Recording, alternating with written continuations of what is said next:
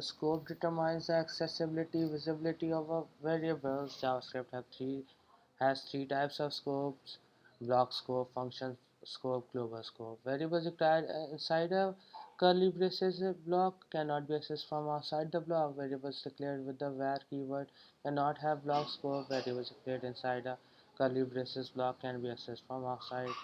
Uh, can be accessed from outside the block. Variables with var keyword cannot have block scope. Variables with var keyword declared inside a block curly braces block can be accessed from outside the block. Variables declared within a JavaScript function become local to the function. Local variables have function scope. They can only be accessed from within the function since local variables are only recognized inside their functions. Variables with the same name can be used in different functions. Local variables are created when a function starts and deleted when the function is completed. JavaScript has function scope. Each function creates a new scope.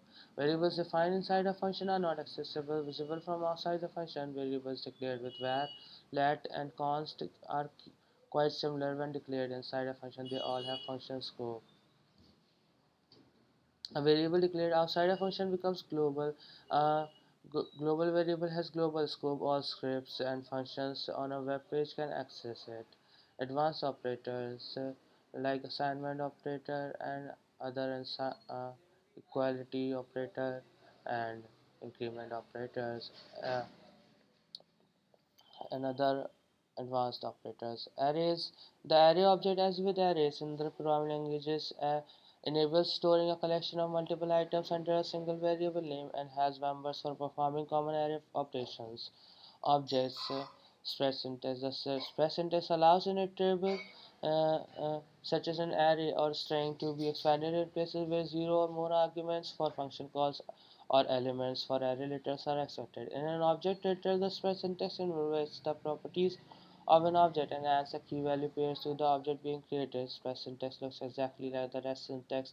In a way, spread syntax is the opposite of rest syntax. Spread syntax expands an array into its elements, while rest syntax collects multiple elements and condenses them into a single element. See, rest parameters and rest property.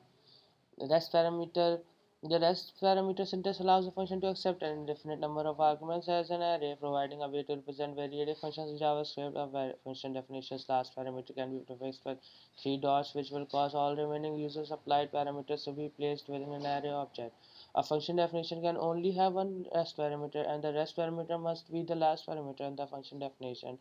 Destructuring assignment. The destructuring assignment syntax is a JavaScript expression that makes it possible to unpack values from arrays or properties from objects into distinct variables. Arrow functions. Arrow functions were introduced in ES6.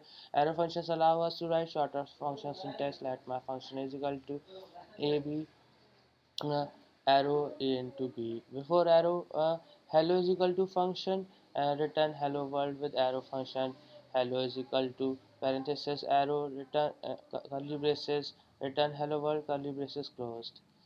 It gets shorter if the function has only one statement and the statement returns a value. You can remove the brackets and the return keyword. Arrow functions return value by default. Hello parenthesis arrow hello world string. This only works if the function has only one statement. If you have parameters, you pass them inside the parenthesis. Arrow function with parameters hello is equal to parenthesis val arrow hello plus val. In fact, if you have only one parameter, you can skip the parentheses as well. Arrow function without parentheses hello is equal to val arrow string hello plus val.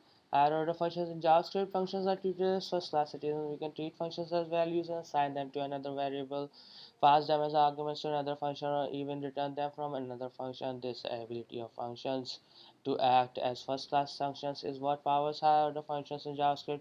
Basically, a function which takes another function as an argument or returns a function is known as higher order function. Built-in higher order functions like filter, map, for each, etc. Pass by value and pass by reference. Mm, yeah.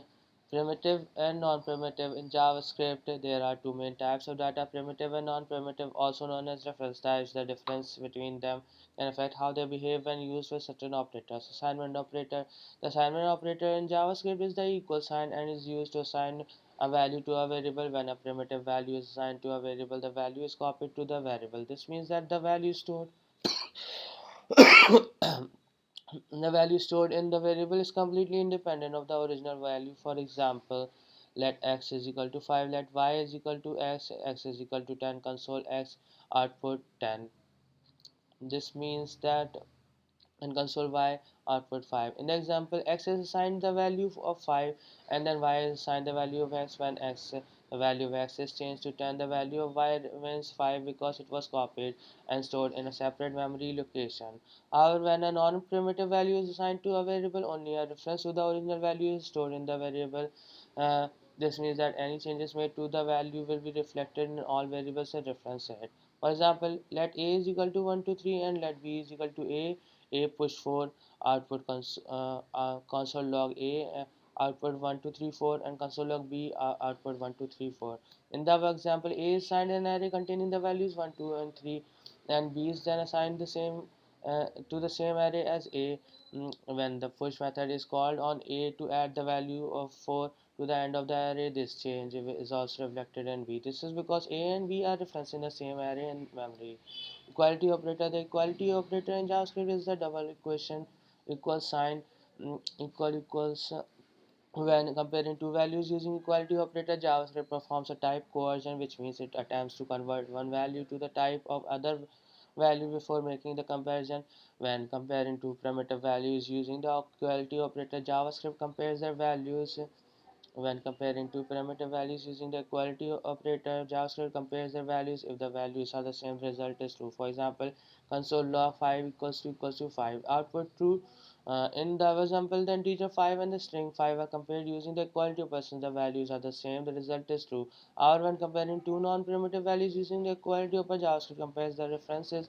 If the references are the same, the result is true. For example, let c is equal to 1 to 3. Let d is equal to uh, 1 to 3 console log c equal to d. Output false in the above example. C and d are assigned to separate arrays containing the same values. When the arrays are compared using the equality operator, the JavaScript compares their references which are not the same, therefore the result is false. To compare non-primitive values by their value, you can use the triple equal sign instead, which performs a strict comparison and does not perform type conversion. Scope chain. When a variable is used when a variable is used in JavaScript, the uh, uh, JavaScript engine will try to find the variable's value in the current scope. If it could not find uh, the variable, it will look to the outer scope and will continue to do so until it finds the variable or reaches global scope. Closure. A closure is a combination of a function bundled together and closed with references to its surrounding state, the lexical environment. A closure is the combination of a function bundled together enclosed with references to its surrounding state, the lexical environment. A closure is the combination of a function bundled together enclosed with uh, references to its surrounding state, the lexical environment. A closure is a combination of a function bundled together enclosed with references to its surrounding state,